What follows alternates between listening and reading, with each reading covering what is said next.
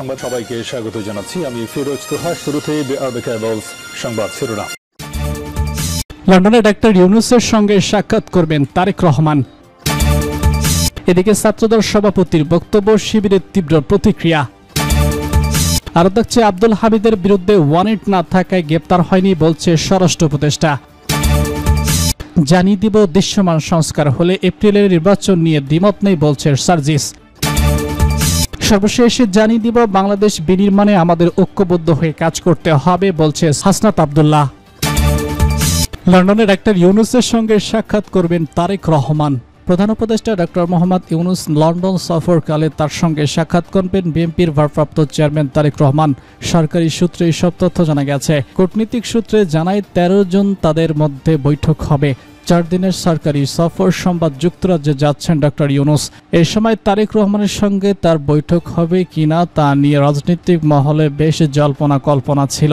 বিএনপির সূত্র জানায়, তারেক রহমানের এই সাক্ষাৎ সৌজন্যমূলক হলেও সেখানে নির্বাচন সংস্কার এবং জুলাই হত্যার বিচার নিয়ে আলোচনা হতে পারে।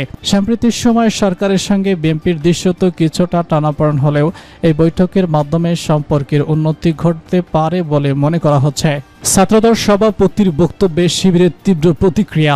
বাংলাদেশ জাতীয়তাবাদী ছাত্রদলের কেন্দ্রীয় সভাপতি শফিকুল ইসলাম রাকিব রোববার তাদের এক সভায় ছাত্র শিবিরকে জড়িয়ে দেওয়া বক্তব্যকে সম্পূর্ণ মিথ্যা ও রাজনীতিক শিষ্টাচার বহির্ভূত আখ্যায়িত করে এর তীব্র নিন্দা এবং প্রতিবাদ জানিয়েছে বাংলাদেশ ইসলামী ছাত্র শিবির।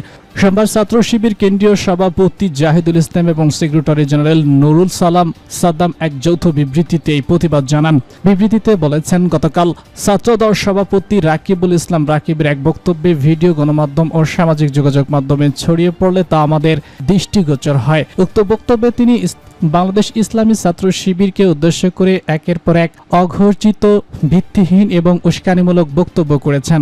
তার বক্তব্যের শব্দ চয়ন এবং উপস্থাপন ভঙ্গিময় বিগত ফ্যাসিস্টদের ঐক্যবদ্ধ ও দমন নিপীড়নের প্রতিধ্বনির লক্ষ্যবস্তু করেছি। আমরা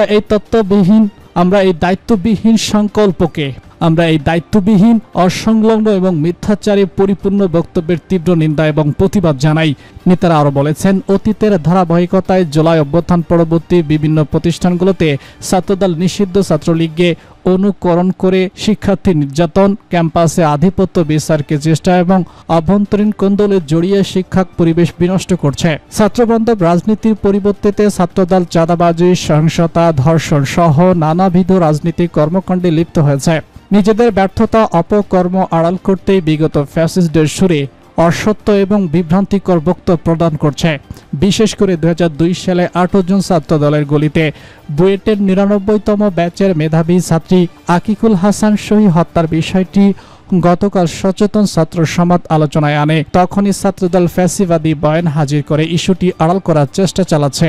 আমরা বিশ্বাস করি, রাজনীতি সচেতন নাগরিকদের এই অপচেষ্টার বিভ্রান্ত হবেন না। নেতারা বলেছেন, প্রতিষ্ঠা লগ্ন থেকে ছাত্র শিবির সামাজিক ন্যায্যতা, অধিকার আদায়, শিক্ষা বান্ধব ক্যাম্পাস পরিবেশ তৈরি ও জাতীয় সংকট নিরসনে দায়িত্বশীল ভূমিকা পালন করে ছাত্র জনতার আস্থা এবং নির্ভরতার প্রতীকে পরিণত হয়েছে।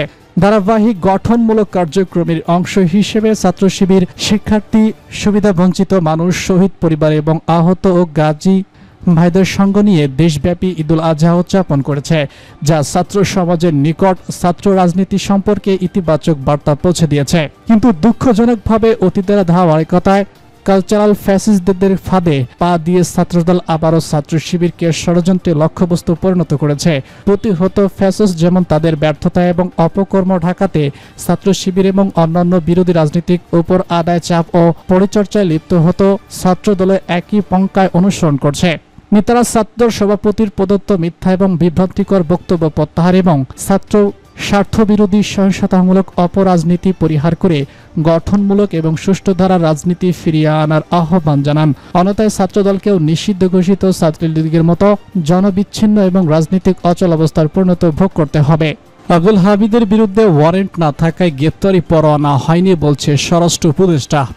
স্বরাষ্ট্র উপদেষ্টা লেফটেন্যান্ট জেনারেল আব্দুল মোহাম্মদ জাহাঙ্গীর আলম চৌধুরী বলেছেন, সাবেক রাষ্ট্রপতি আব্দুল হামিদের বিরুদ্ধে ওয়ারেন্ট নেই বলে তাকে গ্রেপ্তার করা হয়নি। সোমবার দুপুরে রাজধানীর যাত্রাবাড়ী থানা পরিদর্শন শেষে তিনি এসব কথা বলেন।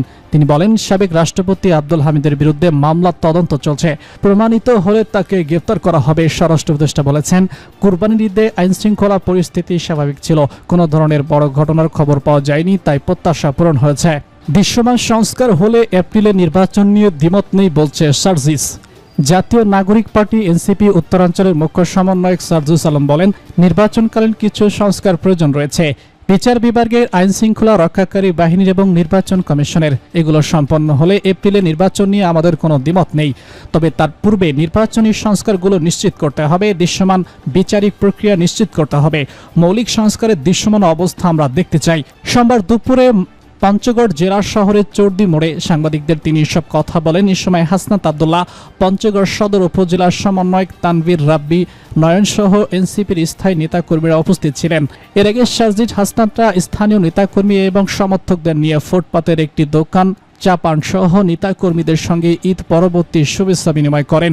সার্জিস আলম বলেছেন, আমরা দেখতে এসেছি নির্বাচনকালীন ক্ষমতা অপব্যবহার করা হয়, কালো টাকা, দেশি শক্তির অপব্যবহার করা হয়। অভ্যুত্থান পরবর্তী বাংলাদেশের এই নির্বাচন আমরা লেভেল পেইন্টিং ফন্ট দেখতে চাই। কেউ যেন কারো ধারা এখানে ক্ষমতা অপব্যবহারের শিকার না হয়। বিগত নির্বাচনে ভোট কেন্দ্র থেকে শুরু করে এলাকায় দেখেছি ভোট কেন্দ্র দখল, ব্যালট চুরি, এমন ঘটনাগুলো আমরা আগামীর বাংলাদেশে কোনো নির্বাচন যেন না দেখি। এক্ষেত্রে অন্তর্বর্তী সরকার যতটুকু পেশাদারিত্বের পরিচয় দিতে হবে, আইন শৃঙ্খলা বাহিনীর মাধ্যমে, নির্বাচন কমিশনের মাধ্যমে এবং বিচার বিভাগের মাধ্যমে, এই প্রতিক্রিয়াগুলো যদি একটু সুন্দর পর্যায়ে পৌঁছায়, তাহলে এপ্রিলে নির্বাচন নিয়ে আমাদের জায়গা থেকে দ্বিমত থাকবে না। তিনি আরো বলেন, অনেক ক্ষেত্রে আমাদের সফর সাংগঠনিক, অফিসিয়ালি না হলেও নেতাকর্মীদের সঙ্গে কথা বলা, কুশল বিনিময়ের জন্য তাদের কাছে যাওয়া, সংগঠনের সঙ্গে আমাদের বসতে হয়। সেই জায়গা থেকে আমাদের আজকে এখানে আসা।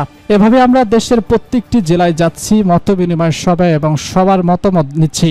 সংগঠকদের নিয়ে খুব ছোট পরিসরে হবে, এই অফিসিয়ালি না, তবে আমাদের সংগঠনগুলোর জন্য তাৎপর্যপূর্ণ। সাবেক রাষ্ট্রপতি আব্দুল হামিদের দেশে ফিরিয়ে আনা সার্জিস আলম বলেছেন, যারা এতদিন ধরে ফ্যাসিস্ট আওয়ামী লীগ, শেখ হাসিনা এবং তাদের যারা এসব দোসর ছিল, যারা তাদেরকে ফ্যাসিস্ট হয়ে ওঠার সহযোগিতা করেছে এবং গুরুত্বপূর্ণ টেক্সট হোল্ডার হিসেবে ছিল, তাদের সামগ্রিক বিষয় অন্তর্বর্তী সরকার আমরা কঠোর হস্তক্ষেপ চাই এবং এটা আইনগত প্রক্রিয়ায় যেন হয়। আমরা এই বিষয়গুলোতে অন্তর্বর্তী সরকারের সামগ্রিক পদক্ষেপ কিনা আমরা অবজার্ভ করছি। আমরা বিশ্বাস করি যে তারা অত্যন্ত এই সকল প্রশ্নে তাদের জায়গা থেকে তাদের শক্ত অবস্থান সবসময় তাদের কাজের মাধ্যমে ব্যক্ত করবেন। বাংলাদেশ নির্মাণে আমাদের ঐক্যবদ্ধ হয়ে কাজ করতে হবে বলছে হাসনাত আব্দুল্লাহ। বাংলাদেশ নির্মাণে ঐক্যবদ্ধ হয়ে কাজ করতে হবে বলে জানিয়েছেন জাতীয় নাগরিক পার্টি এনসিপি দক্ষিণাঞ্চলের মুখ্য সংগঠক হাসনাত আব্দুল্লাহ। রোববার রাতে কুমিল্লার দেবিদ্বারে তিনি সব কথা বলেন। হাসনাত আব্দুল্লাহ বলেন, মানুষের মধ্যে একটি স্বচ্ছ রাজনৈতিক চর্চার প্রত্যাশা তৈরি হয়েছে। সারা দেশ থেকে আমরা অভিভূত পূর্ব সাড়া পাচ্ছে। আমাদেরকে দায়িত্বশীল ভূমিকা পালন করতে হবে যেন একটি গঠিত গণতান্ত্রিক রাষ্ট্র গঠন হয়। দেশটির জন্য সকল ফ্যাসিবাদী রাজনৈতিক দলকে ঐক্যবদ্ধভাবে কাজ করে যেতে হবে। সুন্দর একটি বাংলাদেশ নির্মাণে আমাদের ঐক্যবদ্ধ হয়ে কাজ করতে হবে। তিনি আরো বলেন, যারা রাজনীতি করেন তাদের সবার দায়িত্ব রয়েছে, বিশেষ করে ফ্যাসিবাদী বিরোধী প্রতিটি রাজনৈতিক দলের দায় রয়েছে। আমরা সুন্দর একটি দেশের স্বপ্ন দেখেছি, যারা রাজনীতি করেন তাদের সবার দায়িত্ব রয়েছে, বিশেষ করে ফ্যাসিবাদী বিরোধী প্রতিটি রাজনৈতিক দলের দায় রয়েছে। আমরা সুন্দর একটি বাংলাদেশের স্বপ্ন দেখছি, যেমনটা দেশের মানুষ আকাঙ্ক্ষা করছে। যে কোনো মূল্যে দেশের জনগণের প্রত্যাশা পূরণে অভিষ্ট লক্ষ্যে আমাদের পৌঁছাতে হবে। এনসিপির নেতা আরও বলেছেন, অন্তর্বর্তী সরকারের প্রধান উপদেষ্টা মোহাম্মদ ইউনূসের ঘোষিত এপ্রিলে প্রথমার্ধের নির্বাচনের দিনক্ষণকে আমরা ইতিবাচক হিসেবে দেখছি। তবে এর পূর্বে জুলাই সনদ কার্যকর এবং ঘোষণাপত্র দেওয়ার কথা রয়েছে, যেটা অবশ্যই দিতে হবে। নির্বাচন হওয়ার আগে অবশ্যই লেভেল পেইন্টিং ফিল্ড নির্বাচন করতে হবে। এনসিপির কার্যক্রম সম্পর্কে হাসনাত আব্দুল্লাহ বলেছেন, এনসিপি বর্তমানে সাংগঠনিক বিস্তারের দিকে মনোযোগ দিচ্ছে। আমরা সারা দেশে বিভিন্ন উপজেলা এবং ইউনিয়ন পর্যায়ে যাচ্ছি। আমাদের মূল লক্ষ্যই হচ্ছে সাংগঠনিক বিস্তার সৃষ্টি করা। আমাদের সংগঠনের রেজিস্ট্রেশনের কিছু বিষয় রয়েছে, আমরা এই মাসের মধ্যে এমন সম্পন্ন করতে চাই।